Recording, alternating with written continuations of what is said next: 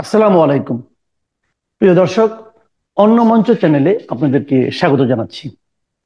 আমাদের আজকের আলাপচারিতায় অতিথি হিসেবে আছেন সাংবাদিক ও কলামিস্ট। আসসালামু আলাইকুম রহমতুল্লাহি ওবরকাতুহু। সম্মানিত দর্শক, বাংলাদেশের প্রধানতম রাজনৈতিক দল বিএনপির মধ্যে এক ধরনের তৃপ্তির ঢেকুর লক্ষ্য করা যাচ্ছে। তাদের আত্মবিশ্বাস বেড়ে গিয়েছে এবং সরকারের সঙ্গে তাদের যে সম্পর্কে টানাপোড়েন যাচ্ছে, সেই সম্পর্কের টানাপোড়েনের ক্ষেত্রে বিএনপি মনে করছে যে তারা আপাতত বিজয়ী হয়েছে। প্রথম কারণ, দক্ষিণ সিটি কর্পোরেশনের মেয়র পদ নিয়ে তারা সরকারকে একটা ধাক্কা দিয়েছে। এটা প্ল্যান ওয়াইজ দিয়েছে। জনাব এরশাদ তিনি বলেছেন যে মেয়র পদ পাওয়ার জন্য নয়, সরকারকে একটা মেসেজ দেওয়ার দরকার ছিল, সরকারকে বুঝিয়ে দেওয়ার দরকার ছিল যে একটি সংগঠন তাদের জন্য কতটা ইফেক্টিভ এবং বিএনপিকে চ্যালেঞ্জে নেওয়া সরকারের জন্য কতটা ঝুঁকিপূর্ণ এটা প্রমাণ করার দরকার ছিল। এক, দুই নম্বর হলো যে এই ঘটনার মাধ্যমে সরকারের যে লিপ্সা, অভিলাষ এবং তারা যে ক্ষমতা আঁকড়ে রাখতে চায় এবং সব ক্ষেত্রে তাদের নিজেদের লোকদেরকে তারা ক্ষমতায় বসাতে চায়, এই যে তাদের যেটা প্রবৃত্তি, তারা যে রাজনীতিবিদদেরকে ঘৃণা করে, এই জিনিসটি প্রমাণ করার জন্য তিনি মূলত এই মেয়র পদ নিয়ে আন্দোলন করে যাচ্ছেন। তিনি জানেন যে সরকার অনড় থাকবে, কিন্তু এই কাজটি যদি তিনি না করতেন তাহলে সরকারের মুখোশ উন্মোচন করা সম্ভব ছিল না। এবং তার সেই যে আন্দোলন, সেই আন্দোলন এখন অব্যাহত রয়েছে। তিনি সেই পবিত্র ঈদুল আজহার আগে সুদীর্ঘ সময় ধরে কার্যত নগর ভবন অচল করে রেখেছিলেন। তারপর একটা নির্দিষ্ট সময় পর্যন্ত তিনি প্রধান উপদেষ্টার বাসভবন যমুনাকে অচল করে রেখেছিলেন এবং পুরো ঢাকা শহরের যে সিস্টেম, ট্রাফিক ব্যবস্থা, জনজীবন স্থবির হয়ে পড়েছিল জনাব এরশাদ সাহেবের আন্দোলনের কারণে। শাহবাগ থেকে শুরু করে যমুনা পর্যন্ত, যমুনা থেকে শুরু করে পল্টন ময়দান, তারপর সেখান থেকে মৎস্য ভবন, মৎস্য ভবন থেকে হাইকোর্ট, হাইকোর্ট থেকে গুলিস্তান, গুলিস্তান থেকে একেবারে নগর ভবন। অনেকগুলো দিন, অনেকগুলো সময় মূলত বিএনপির হুকুমতে এই সমস্ত এলাকা চলেছে। There are no military, no police, no তত্ত্বাবধায়ক সরকারের উপদেষ্টা, নাথিং, কেউ ছিল না। এরশাদ চালিয়েছেন সব কিছু। এখন এই সফলতার পরে এরশাদের মধ্যে এক ধরনের আত্মবিশ্বাস জন্ম নিয়েছেন যে তিনি আরও পারেন এবং তার সেই ধারাবাহিকতায় তিনি ঘোষণা দিয়েছেন যে ঈদের পর যদি তাকে শপথ পড়ানো না হয় তাহলে তিনি নিজেই শপথ পড়বেন, তারপর সেই শপথ পড়ে তিনি দায়িত্ব পালন করবেন অনেকটা বিপ্লবী সরকারের মতন করে। এবং তিনি তার সেই যে জিদ, এটি তিনি দেখিয়েছেন যখন দক্ষিণ সিটি কর্পোরেশনের তত্ত্বাবধানে জাতীয় ঈদগাহ ময়দান প্রস্তুত হচ্ছিল, যেখানে রাষ্ট্রপতি কিংবা প্রধান উপদেষ্টা তার দলবল সহ সেখানে ঈদের নামাজ আদায় করবেন। সেই জায়গাতে তিনি এলেন এবং তিনি স্পষ্টতই বললেন যে আমি এখানে বিএনপি নেতা হিসেবে আসিনি, তিনি একজন মেয়র হিসেবে এখানে এসেছেন। তার বক্তব্য খুবই স্পষ্ট, লাউড অ্যান্ড ক্লিয়ার, যে তিনি তার পিতার মতোই, অর্থাৎ তার পিতা সুদীর্ঘকাল দায়িত্ব পালন করেছিলেন। অর্থাৎ তার পিতা নির্বাচিত হয়েছিলেন, আওয়ামী লীগ টেকনিক্যাল কারণে নির্বাচন দিতে পারছিল না। এর কারণ হলো আওয়ামী লীগের হাতে তখন শক্তিশালী প্রার্থী ছিল একমাত্র সাবের হোসেন চৌধুরী।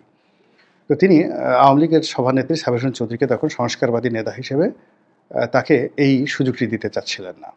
তখন তিনি ঢাকাকে দুই ভাগ করার জন্য একটা পরিকল্পনা করলেন, দুই ভাগে বিভক্ত করার একটা পরিকল্পনা করলেন এবং সেটা বাস্তবায়ন করার জন্য যে সময়টা দরকার ছিল পুরো সময়টা তিনি জিদ করে জনাব সাদেক হোসেন খোকাকে তিনি অবিভক্ত ঢাকার মেয়র হিসেবে রেখে দিলেন। তো পরবর্তীতে যখন ঢাকা ভাগ হয়ে গেল, নতুন মেয়র নির্বাচিত হলো, তিনি ক্ষমতা হস্তান্তর করে চলে গেলেন। সেই ক্ষেত্রে এরশাদ সাহেবও মনে করেন যেহেতু আদালত তাকে রায় দিয়েছে, কাজেই নতুন মেয়র নির্বাচন না হওয়া পর্যন্ত তিনি এই দায়িত্বে থাকবেন তার পিতার মতো করে, এবং এইভাবে তিনি বুক ফুলিয়ে চলছেন। এখন তার এই আত্মবিশ্বাস, তার এই জিদ, এটাকে যদি সরকারকে মোকাবেলা করতে হয় তাহলে সরকারকে কঠোর হতে হবে এবং এরশাদকে জেলে নিতে হবে, তার বিরুদ্ধে মামলা করতে হবে যেভাবে শেখ হাসিনা করেছেন। এবং সেটা যদি ডক্টর মোহাম্মদ ইউনূস না করতে পারেন তাহলে ডক্টর মোহাম্মদ ইউনূসকে টেনে হিসেবে নামানোর জন্য এরশাদই যথেষ্ট, আর কারো দরকার হবে না। এই হলো বিএনপির একদিকে সফলতা। দুই নম্বর হলো যে বিএনপি ডিসেম্বরের যে নির্বাচন, সেই নির্বাচনকে সামনে রেখে তারা সভা করেছে, সেমিনার করেছে এবং জিত করেছে। প্রথম দিকে জনাব সালাউদ্দিন সাহেব থেকে শুরু করে রুহুল কবির রিজভী অনেকেই বলতেন যে ডিসেম্বরের মধ্যে নির্বাচন হতে হবে, কিন্তু যখন জনাব তারেক রহমান প্রকাশ্য জনসভায় ডিসেম্বরে নির্বাচন হতে হবে বলে দিয়েছেন, তখন বিএনপি পয়েন্ট অফ নো রিটার্নে চলে গেছে। এবং বিএনপি মনে করছে যে তারা যদি ডিসেম্বরের মধ্যে নির্বাচন করাতে না পারেন, তারা এই ইউনূস সরকারকে দিয়ে আর নির্বাচনই করাতে পারবেন না, এবং তাদেরকে 2026 সনের জানুয়ারি মাস থেকে বলতে গেলে নির্বাসনে যেতে হবে। তারেক রহমান সাহেব আর বাংলাদেশে আসতে পারবেন না, এটা তারা ধরে নিয়েছেন। কাজেই এটাকে একটা যাকে বলা হয় ইজ্জত কা সওয়াল, তারপরে এটাকে একটা বাতচিত, এটাকে একটা যুদ্ধ, এটাকে একটা প্রতিযোগিতা, এটাকে একটা জয় পরাজয়ের নিয়ামক মনে করে তারা সর্বোচ্চ চেষ্টা চালিয়ে যাচ্ছে। এবং এই চেষ্টা চালানোর কারণে সরকারের সঙ্গে ইতিমধ্যেই তাদের সম্পর্ক একেবারে তলানিতে পৌঁছে গেছে। এটা এখন রীতিমতো শত্রুতায়, কার্যত কেউ কারো মুখ দেখতে চাচ্ছেন না। সর্বশেষ ঐক্যমত্যের বৈঠক হলো, সেখানে বিএনপি যে সকল নেতৃবৃন্দ গিয়েছেন তারা যথেষ্ট মুখ ভার ছিল এবং তারা খুব মেপে মেপে কথা বলেছেন। আবার অন্যদিকে ডক্টর মোহাম্মদ ইউনূস এবং তারা যারা লোকজন আছেন, তারা বিএনপির যারা নেতৃবৃন্দ রয়েছেন তাদের দিকে পারতপক্ষে না তাকিয়ে যদি পারতেন তাহলে তারা তাকাননি। তারা বরং এর সাথে জুনায়েদ শাকির সঙ্গে কিংবা জামাতের নেতার সঙ্গে কিংবা এনসিপি নেতাদের সঙ্গে তারা খুশ গল্প করতে ওই সময়টাতে স্বাচ্ছন্দ্য বোধ করছিলেন। তো এটা বিএনপির জন্য একটা স্পষ্ট অপমান, সিরিয়াস অপমান। সেই অপমান থেকে বাঁচার জন্য এখন বিএনপি পয়েন্ট অফ নো রিটার্নে যাওয়ার যে সিদ্ধান্ত নিয়েছে, এবং এটাকে মোকাবেলা করার জন্য সরকার একটা চাল দিয়েছে। তারা যেভাবে একটা অস্বচ্ছ কথাবার্তা বলতেন যে ডিসেম্বর থেকে জুনের মধ্যে যে কোনো দিন নির্বাচন হবে, যখন ভালো হবে তখন, কম সংস্কার চাইলে ডিসেম্বরে হবে, বেশি সংস্কার চাইলে জুনে হবে। তো এই যে একটা গাছড়া ভাব, এই গাছড়া ভাব দিয়ে মূলত বিএনপিকে ক্রোধান্বিত করা হয়েছে, এবং বিএনপি সেই জায়গা থেকেই সে বলছে যে না, সমস্ত চলবে না, যা কিছু করতে হবে সেই ডিসেম্বরের মধ্যেই করতে হবে। এবং এই কারণে ডক্টর মোহাম্মদ ইউনূস একটা ঘোষণা দিয়েছেন যে না, এপ্রিলে হবে। তাহলে কি হলো, জুন থেকে নেমে তার আরও 3 মাস পিছিয়ে আসলো এপ্রিলের প্রথম সপ্তাহে, অর্থাৎ এপ্রিল মাস, মে মাস, জুন মাস, এই 3টি মাস তারা এগিয়ে এলো। আর অন্যদিকে